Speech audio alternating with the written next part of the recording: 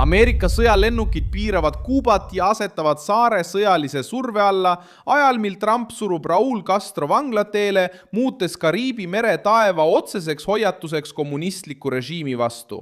Sellel 2026. aasta 16. mail jätavad Ameerika Ühendriikide sammud Havanna nii seest kui väljastpoolt nurta surutuks.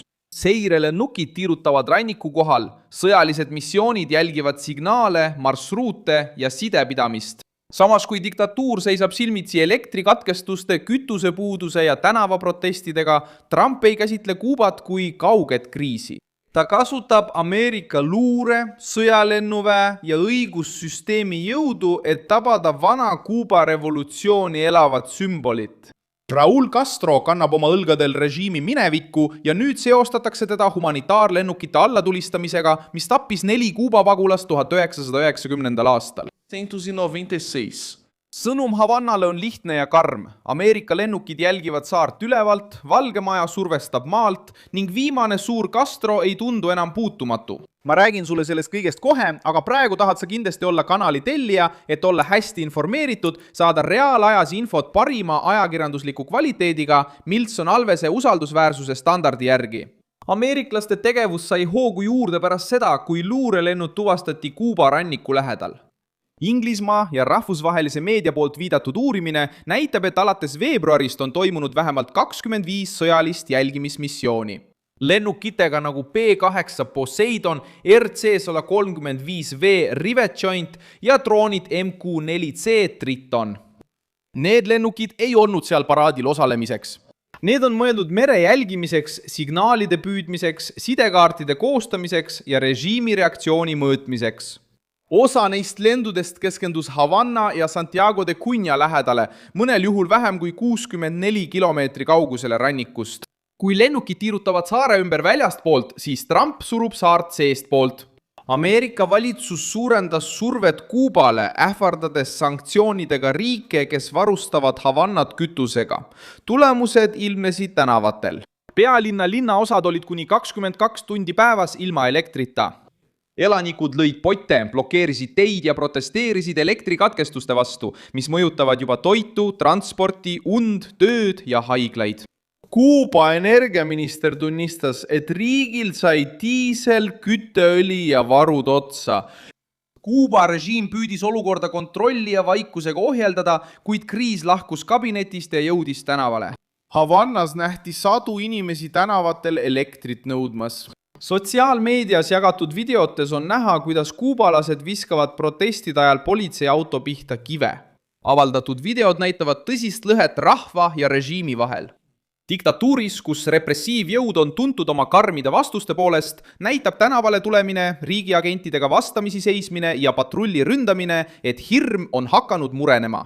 Rahutused kasvavad, sest elanikkond elab pikaajaliste elektrikatkestuste, kütusepuuduse, blokeeritud tänavate ja kokkuvarisevate esmavajalike teenuste tingimustes. Samal ajal kui Havana püüab kontrolli hoida politsei, jälgimise ja hirmutamisega.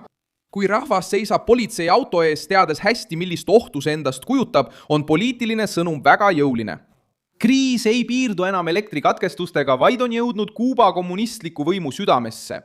Ja režiim mõistab, et repressioonid ei lahenda enam bensiini, kuumuse ega rikneva toidu probleemi kodudes. Just sellises olukorras maandus John Ratcliffe Havannas. CIA direktori visiit oli haruldane ja poliitilise sõnumiga. Reutersi andmetel tõi ta Trumpi sõnumi. Ameerika Ühendriigid on valmis arutama majandust ja julgeolekut, kuid ainult siis, kui Kuuba teeb põhimõttelisi muudatusi. Vestlus hõlmas Kuuba ametnikke, kes on seotud siseministeeriumi luure ja julgeolekuga.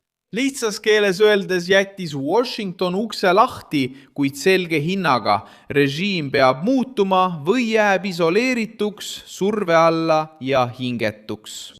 Ühe Castro vahistamine tuleb sellele malelauale läbi kohtuliku tee. Trumpi valitsus plaanib 20. mail 2026 Miamis teatada Raul Castro vastu esitatavatest kriminaalsüüdistustest. Juhtun tuleneb 1996 aastal toimunud Irmaus Aorescachi rühma lennukite allatulistamisest. 4 Kuuba pagulast hukkus, kui Kuuba hävitajad tulistasid lennukid alla. Tol ajal oli Raul Castro kaitseminister. süüdistus vajab veel vandekogu heakskiitu, kuid juba ainuüksi protsessi edasiliikumine muudab Castro nime oluliseks sihtmärgiks, sest see näitab, kuidas Trump kasutab vana haava, et avada uus rindejoon. Selle asemel, et käsitleda Raul Castrot lihtsalt Kuuba revolutsiooni mõjuka RU läinud tegelasena, püüab Washington asetada ta kuriteo keskmesse, mis pole kunagi Miami Kuuba pagulaste mälust kadunud. Raul Castro ei ole enam president, kuid tal on Kuuba kommunismi sees endiselt sümboolne kaal. Ta on Fideli vend, olnud sõjaväejuht, juhtis võimu üleminekut ja on jätkuvalt režiimi ajalooline tegelane. Seetõttu ei sihi Ameerika samm ainult 94-aastast meest. See sihib Castro perekonna moraalset kaitset. Sõnum on karm. Vanusest, perekonnanimest ja revolutsioonilisest minevikust enam ei piisa, et takistada kriminaalsüüdistusi väljaspool saart. Kütusekriis muudab surve veelgi lämmatavamaks. 15. mail 2026 tõstis Kuuba peaaegu kahekordseks bensiini ja diislikütuse hinna, kuid mitmed tanklad Havannas olid endiselt suletud. Premium bensiin ilmus müügile hinnaga $2 liitri eest, tavaline bensiin maksis $1.80 ning diisel samuti $2. Sellest hoolimata ei teadnud paljud autojuhid isegi, kust osta. Reutersi andmetel ei olnud Kuuba saanud uusi naftasaadetisi pärast seda, kui märtsi lõpus saabus Vene laev ning see kütus sai otsa mai alguses. See ongi see punkt, mis muudab Havana olukorra raskemaks. Venemaa ei suuda enam Kuubat toetada nagu varem. Venezuela ei paku enam seda leevendust, mis aastaid saart toetas. Hiina jälgib olukorda külma kaalutlusega. Ja Donald Trump märkas seda võimalust. Ameerika Ühendriikide jõud ei pea algama sellega, et sõdurid sisenevad Havannasse. See algab siis, kui lennukid ilmuvad radarile, kui CIA direktor maandub lennujaamas, kui kütus kaob, kui rahvas protesteerib ja kui üks Castro perekonna liige seisab silmitsi kriminaalsüüdistusega Ameerika Ühendriikides. Kuuba valitsus püüab väita, et nad ei ohusta Ameerika Ühendriikide riiklikku julgeolekut ja et nad otsivad koostööd julgeolekuasutuste vahel. Aga Washingtoni tõlgendus on teistsugune. Valge Maja näeb Kuubat kui vastaste pelgupaika, kommunistliku mõju baasi ja ebastabiilsuse allikat poolkeral.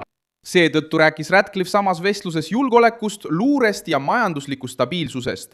Teema ei ole ainult energia, see on poliitiline kontroll saare üle. Nüüd on järgmine samm juba kindlaks määratud kuupäevaga. 20. mail 2026, kui süüdistus liigub edasi nagu planeeritud, peaks Miami saama Raul Castro vastu suunatud õigusliku lahingu areeniks. Havanna peab reageerima samal ajal, kui ta seisab silmitsi elektrikatkestuste, protestide, suletud tanklate ja Ameerika Ühendriikide lennukitega, mis jälgivad rannikut. Donald Trump surus režiimi kitsasse valikusse, kas pidada läbirääkimisi sügavate muutuste üle või jätkata allakäiku majandusliku surve, sõjalise jälgimise ja kohtuliku surve all. Mina olen Milson Alves, rahvusvaheliste suhete asjatundja ja minu eesmärk on hoida sind iga päev tõepäraselt kursis. Uudiste lingid leiad videokirjeldusest. Pane sellele videole like, telli kanal ja vaata lõpus kindlasti kommentaare, et olla veelgi paremini seotud Milson Alvesi kogukonnaga.